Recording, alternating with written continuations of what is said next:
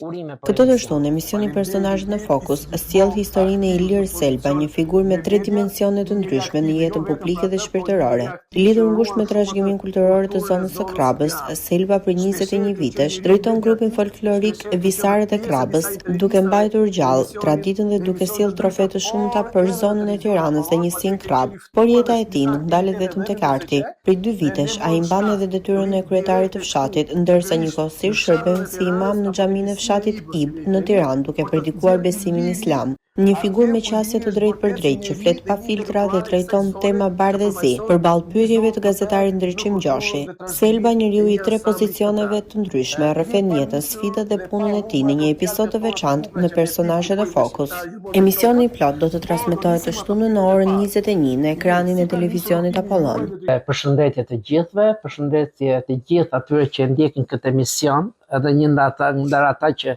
e kanë ndjekur me vëmendje këtë emision, jam edhe unë, që me vëmendje kanë ndjek dhe është kënaqësi dhe nder, dhe ju falenderoj shumë që më bët pjesë e këtij emisioni të mrekullueshëm, ku nxirrni në pa njerëz të cilët jo me shumë bujë, jo me shumë reklam, japin kontributin e vyer të çmuar të tyre në dobi të shoqërisë, në dobi të komunitetit ku jetojnë, por edhe në dobi të kombit. Dhe me të vërtetë është një emision shumë, unë kam ndjek në disa puntana atë që ju keni drejtuar me mjeshtri dhe sinqerisht ju falenderoj që i nxirrni këto njerëzit e thjeshtë që janë në mbretësi të komunitetit, i nxirrni në pa dhe ju tregoni vlerat se si punohet edhe me atë qetësinë dhe me dashurinë për vendin, për kombin, për kulturën.